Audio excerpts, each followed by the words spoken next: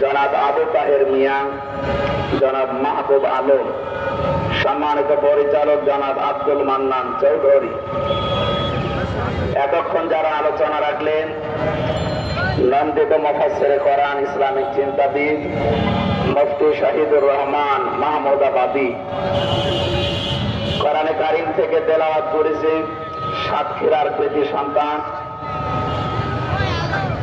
Islamic foundation কর্তৃক নির্বাচিত জাতীয় পর্যায়ের শ্রেষ্ঠ ইমাম মুফাসসিরে কোরআন কারি মাওলানা ওবায়দুল্লাহ এরশাদ, আতালাল্লাহু উমরাহু ওয়া বারাকাল্লাহু ফি হায়াতি, বলেন আমিন। মঞ্চে বসা ওলামায়ে ইকরাম, সামনে বসা মুসলমান ভাইরা, পর্দার আড়ালের সম্মানিতা মা এবং বোনেরা, প্রশাসনের ভাইরা, প্রাণ প্রিয় ঢাকাবাসী,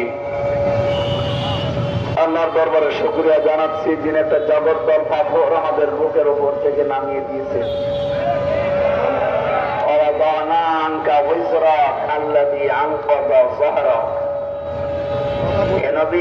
জাহিলিয়াতের যে পাথর বোঝা, এটা আপনার পিঠকে বাঁকা করে রেখেছিল, আমি কি ওই বোঝা আপনার পিঠ থেকে নামিয়ে দেইনি? ১৫০০ বছর আগে আয়াতটা নাযিল হয়েছে। ওই সময় ছিল আইএমএ জাহিলিয়াতের যুগ। 2024 সালের 5 আগস্টের আগ পর্যন্ত এই দেশে চলছিল আওয়ামী জাহিলিয়াতের যুগ।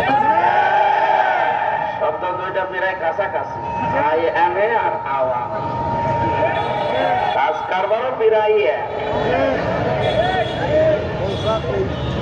আমি আবু সাহেবের জীবনী পড়ে দেখেছি, ও 14টা কর্মসূচি হাতে নিয়েছিল যতদিন দায়িত্বে ছিল রাষ্ট্রের।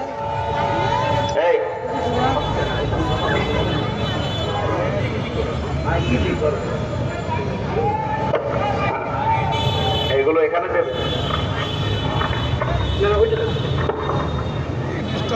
এত দূরে না, কাছে কাছে।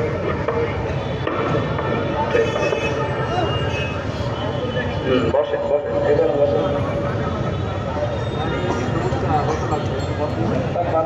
ভালো লাগে।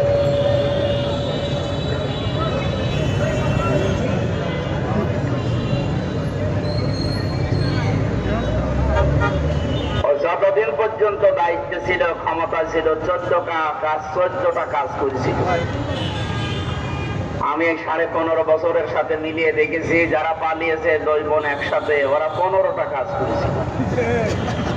ওদের চাইতে একটাতে বেশি। আইএমএ আর আওয়ামী প্রায় একই। ওদের পাথর নবীজির বুক থেকে আল্লাহ সরিয়েছিলেন, পিঠ থেকে জহারকা, আর আমাদের বুকের ওপর থেকে আল্লাহ এই পাথরটা সরিয়েছে, আমরা এখন কথা বলতে পারছি। খালাকাল ইনসান আল্লামাহুল বায়ান, আমি মানুষ বানিয়েছি আর কথা বলা শিখিয়েছি। কথা বলা শিখিয়েছে নাকি ওনারা? বলতো মোবাইল কে দিয়েছে? মোবাইলে কথা বলি, আমার বাবা টাকা দিয়ে বসে, মোবাইল কে দিয়েছে? আরে আল্লামাহুল বায়ান শব্দের ব্যাখ্যায় আমি দেখেছি, এই যে মানুষ কথা বলতে পারে, এটা পৃথিবীতে কেউ দেয়নি। এ শক্তি দিয়েছে কে? তাম দুনিয়া সব যদি এক জায়গায় হয়ে চেষ্টা করে, আপনার মুখ দিয়ে কথা বের করতে পারবে না। বিজ্ঞান এখন প্রমাণ করছে, কয়েক ইঞ্চি জায়গা এখান থেকে কথা বের হতে 27টা স্তর পার হওয়া লাগে।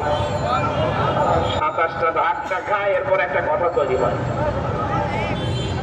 আর হাদিসের ব্যাখ্যা জানিয়েছে, প্রত্যেকটি স্তরে একটা করে ফেরেশতা বসে আছে। এ ওর কাছে, ও ওর কাছে, ও ওর কাছে, এভাবে দেয়, শেষ পর্যন্ত এই মুখের গর্ত দিয়ে একটা কথা বের হয়। একটা ফেরেশতা যদি বলে না আমি এ দায়িত্বে আর নেই, সারা জীবনেও কথা বলতে পারবেন না। কি দয়া আল্লাহ করেছেন, চিন্তা করেছেন? উনি নিজের হাতে যে 5টা জিনিস রেখে দিয়েছেন, কাউকে দেননি। শ্রবণ শক্তি, দর্শন শক্তি, বাক শক্তি, আকের শক্তি আর গ্রাণ শক্তি। এর ভেতরে বাক শক্তি আছে না? বলেন না কেন? এজন্য কথা বলার যোগ্যতা দিয়েছে কে? অথচ বাক শক্তি রুদ্ধ করে রেখেছিল যারা এই 15.5 বছর, তারা আল্লাহর ভাষায় জালিম। কারণ যেখানে যেটা দরকার উনি সেট করে দিয়েছে, সেইটা আপনি উল্টিয়ে অন্য জায়গায় নিয়ে যেতে চান। এই যে বললাম 15টা কাজ তারা করেছিল, তার ভেতরে এরা সমকামিতা। এই কথা বোঝেন? আল্লাহর পুরা সিস্টেম তারা পাল্টিয়ে ফেলেছে। পৃথিবীতে একটা সাগর আছে, ডেড সি, মৃত সাগর, সেখানে কোনো প্রাণী বাঁচে না। এই সমকামিতা করার কারণে তাদের উপর আল্লাহ গজব দিয়েছে। আমাদের দেশটাকে এরকম ডেড সি বানানোর জন্য অনেকে গোপন ষড়যন্ত্র এখনো মেতে আছে। ঢাকাতে মানবতার অফিস খোলার নামে এরা সমকামিতার অফিস করতে চায়। এদেশে একটা মুসলমান বেঁচে থাকতে আমার মনে হয় আল্লাহর বিরুদ্ধে যায় এমন কোন কাজ হতে দেওয়া হবে না ইনশাআল্লাহ। আল্লাহ রাব্বুল আলামিন বলেন, আলাম তারা ইলাল্লাযীনা বাদদালু নি'মাতাল্লাহি কুফরা ওয়া আহাল্লু কওমাহুম দারাল বাওয়ার। ইলা আখিরি আয়াত। সূরা ইব্রাহিমের ভেতরে আল্লাহ বলেন, হে নবী আপনি কি দেখেননি ওই মানুষগুলোর দিকে যারা আল্লাহর নিয়ামতকে পাল্টিয়ে ফেলেছে কুফরি দিয়ে। কুফর মানে ঢেকে ফেলা। কুফর মানে আল্লাহ পাক যেভাবে যেভাবে যা দিয়েছেন ওইটাকে যারা পাল্টিয়ে ফেলতে যায়, ঢেকে ফেলতে যায়, এই মানুষগুলোকে আল্লাহ পাক বলেন আপনি দেখেন না কেন ওদের দিকে একটু। আলাম তারা ইলাল্লাযীনা বাদদালু নি'মাতাল্লাহ।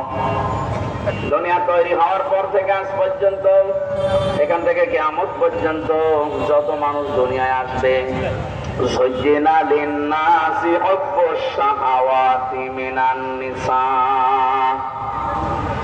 যেই 9টা জিনিসের উপরে আল্লাহ আকর্ষণ তৈরি করে দিয়েছে, আমাদের কাছে লোভনীয় করে দিয়েছে, তার ভেতরে নারী একটা। কে বলছে?